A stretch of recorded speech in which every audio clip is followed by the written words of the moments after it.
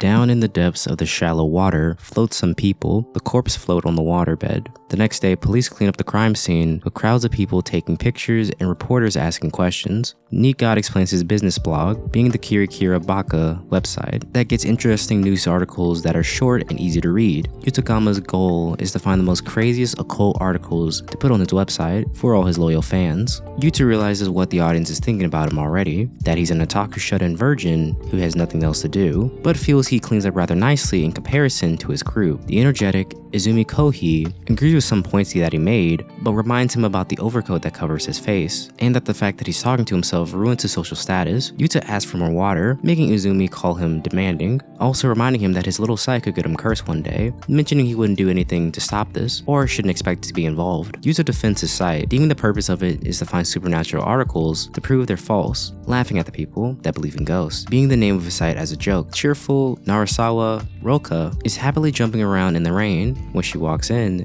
Yuta makes bong sounds every time she jumps. He tells the girl to calm down and act more like a proper staff member of his company. Ryoka zaps him, asking that even if she did help him, and the site did perform well and earn him a lot of money, he didn't have any plans of paying her anyways.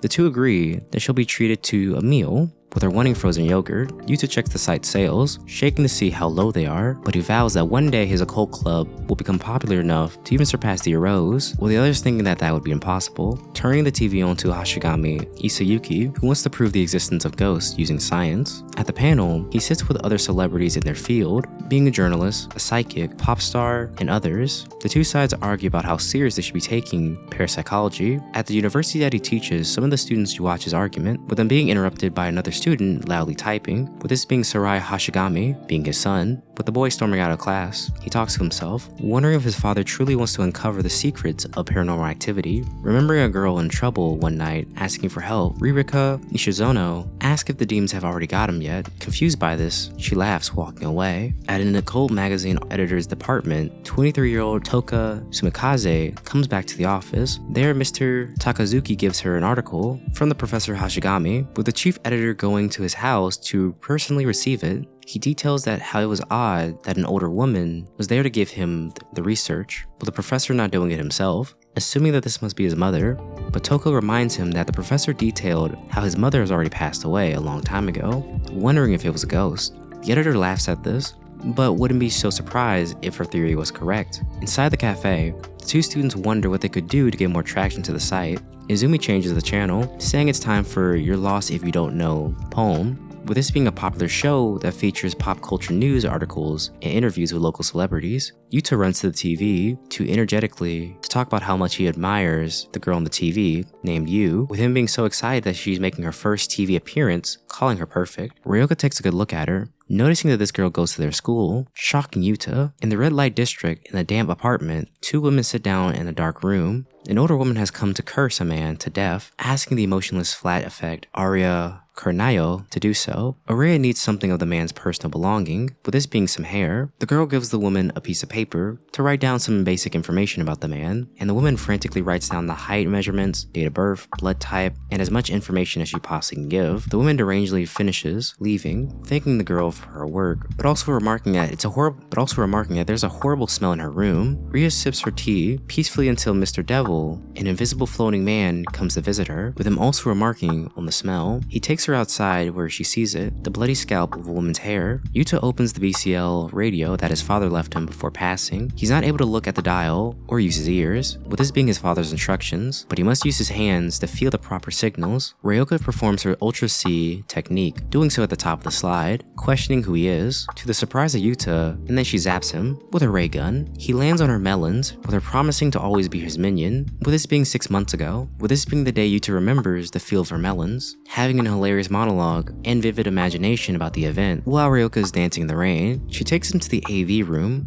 where the two of them look at Yu through the window. Ryoka, after hearing how much he would like to meet her and become friends, decides to happily open the door to get her attention. Yuta stops her. Yu's fan club angrily wants to go in first though. When Yu opens the door, she recognizes Yuta. Her fan club knocks him away, and the boy wonders what he should do. The girl gets through a mob of people, going to go talk to Yuta, grabbing his hand and saying that she's been waiting for him. At the Hashigami residence, Shun Moritsuka is stalking out a home, wondering if the professor is here yet. At the cafe, Izumi gives the celebrity preferential treatment, making the boy angry. Yu had a premonition that her life would be better if she finds the boy, wanting to stay by his side if that's alright. Yuta excitedly agrees, wanting her to be a staff member for his site, but he quickly starts to conjure up a lot of stuff that he wants her to do now. To make the site more popular, he calls her Mayu Pong as a nickname, saying that she can also do the same for him, with him already thinking about a cute nickname that she can call him. But instead she calls him Goemon Senpai. Much to his disappointment, the group doesn't know where to go first. Izumi interrupts them, suggesting Kurino Mansion, with this being the black magic agency. Izumi mentions the rumor that it's owned by a young beautiful woman, with this catching the boy's attention. The two are enthusiastically ready to go on their mission, but Goemon would like the two girls to do so while he stays behind the lodge around.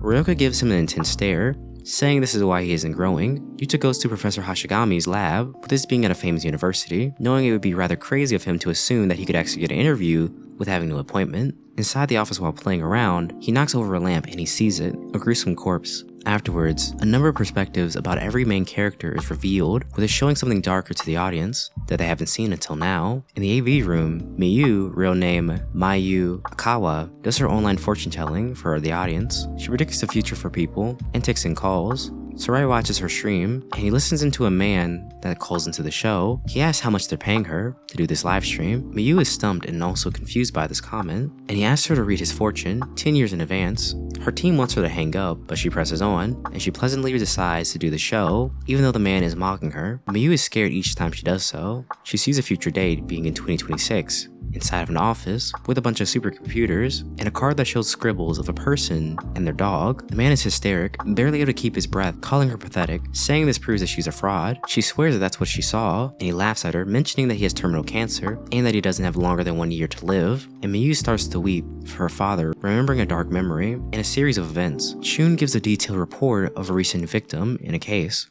being what Arya found. Yuta is still in the professor's room, crying, with him hearing a woman's voice telling him to get a grip. With him unable to see where she's coming from, he wonders why this is happening to him. He finds that the voice is coming from a briefcase, saying that this is his fault for being here, saying that he also wanted to be here. She asks for him to pull out the tooth of the man, doing so with the pliers. He asks how this is going to help him get out of the situation, with her reminding him that he's already screwed up, putting his prints all over the weapon used for the crime. He doesn't know what to do. The voice tells him that he only has 30 seconds to do something before it's too late. He pulls out the tooth, running out of the office before he's caught. The tooth happens to be a key. Shun continues to do his detailed report about the victim, saying that the victim's tooth was pulled out tonight. He mentions that Ryuko's dojin was at the scene, with it having similar panels to the case. That night, Shun gets a call from someone asking about a list, with the victim writing a code before passing. Shun managed to erase the evidence before anyone could see it, with Shun mentioning that 256 guinea pigs have already been used for the experiment. Saria calls into the show, asking does she know why fortune tellers have to get a second job, stating that it's not a career that pays enough to live off of, talking in a very conceited tone. Miyu decides to use her abilities to talk to him directly, on a personal level, detailing his relationship with his father and how he would love to speak to him. Saria is defensive by these comments, with her being correct. Shun and Miyu talk about this conversation that she had. Shun asked the girl who else knows about this, with Toko being the other. Toko interviewed the girl about this, and Shun asked her if she seriously believes her. She then gives a theory that the cognitive mind is able to go back in time under the professor's theory. She also mentions the girl that lived with the mummy, who took the body of her older brother, doing this for about a year. The girl now lives a normal life, but something has happened recently. Yuta is late for his meeting. The girl mentions to Izumi that they went to go see the leader of the Black Magic Agency. Ryoka gives Arya a fake story that Yuta two-timed her for Miyu, with the two writing down information about him. Miyu asks for the price tag that she has for the services, with Arya having 3 packages that she offers, a 9,900 yen for the smallest one, a 42,421 for the middle size, and a 66,600 yen for the largest size. Narasawa doesn't hesitate to offer the most expensive offer.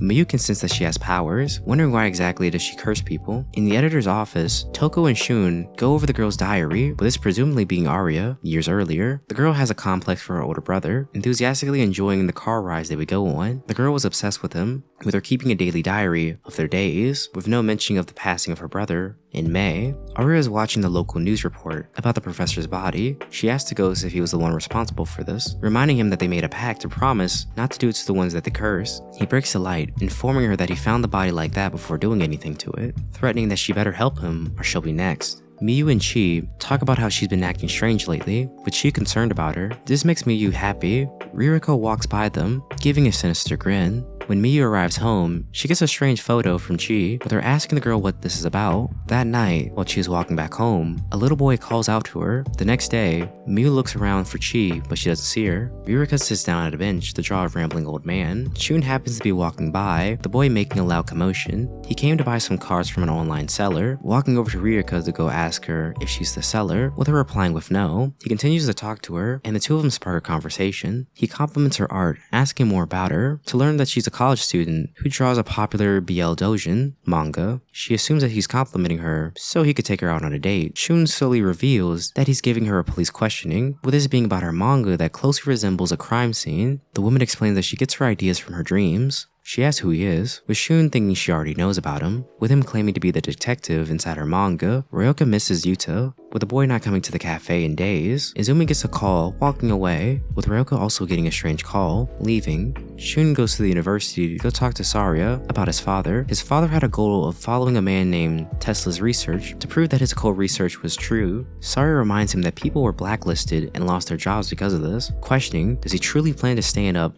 for the people that claim to have special powers, admitting that good people have lost their careers because they believed in this, and they might have had good intentions, but he still can't trust the words of people who claim to have powers, saying that they would be the only ones that would know if they were lying or not. Shun asks if he knows about Tesla, but Saria denies that he knows his father's reasoning for following this. Shun warns him to keep his phone turned off for a couple of days before leaving. Arya lived with her mother and father in a mansion, but both of her parents passed away, leaving her alone in the house. Her older brother took the responsibility of working full-time and every day. Growing up wasn't easy for the girl, as she was bullied at school and faculty members gave off grooming vibes. At the age of 14, she suffered from hyperventilation, collapsing. Her brother stayed home to spend time with her, with him quitting his job to do so. In this time, she gained more confidence and was able to stand up for herself at school to the bullies and keep away the men who were looking at her with lust in their eyes. One day after school, she sees police, ambulance, and relatives at her home. She runs inside to see her brother being carried away on a stretcher. She unknowingly knocks over the stretcher. A policeman holds her back, calling her sick and that she needs to get some help. Hearing her being called sick makes her calm down. She confronts them, telling the crowd that they have no right to look down at them, saying that she doesn't have a romantic relationship with her brother, and that they also deserve to be happy after how much pain and suffering they went through. One of her relatives yells at her to get a grip and tells her of the rotting smell that's been in the home, and to remind her that her brother has been dead for a year now. Shocking her again, when she turns around, she sees it, with this being his corpse. A year ago, Arya needed a kidney transplant to live, with her brother donating his own to do so, but he died on the surgery table. From grief and guilt, the girl snuck back into the hospital and rolled his body back home. She now doesn't even know if her memories were fantasized or the real deal. She gets a call, leaving. Toko and the chief editor talk about the girl, with Toko needing more proof if she wants to go any further to publish the story. Yuta is paranoid, with him walking down the street, looking for the lock that goes to this key. He stumbles into the memorial service for Hashigami. Freaked out by this, he runs away. He soon sees a devil. The beast grins at him, attacking him. He wakes up, wet in the bed, with the voice of the woman laughing at him. He's then told by her to go turn on the TV. There he sees it, a news report of a massive total of bodies being found in the Inokashi Park. Now this is where we're gonna leave off in today's video. If you like today's video, here's another one just like it, so go check it out. I'll be breaking down this anime into multiple parts. Now if you like the video, why not subscribe to the channel? I'll be uploading daily videos just like this one, so I'll see you next time.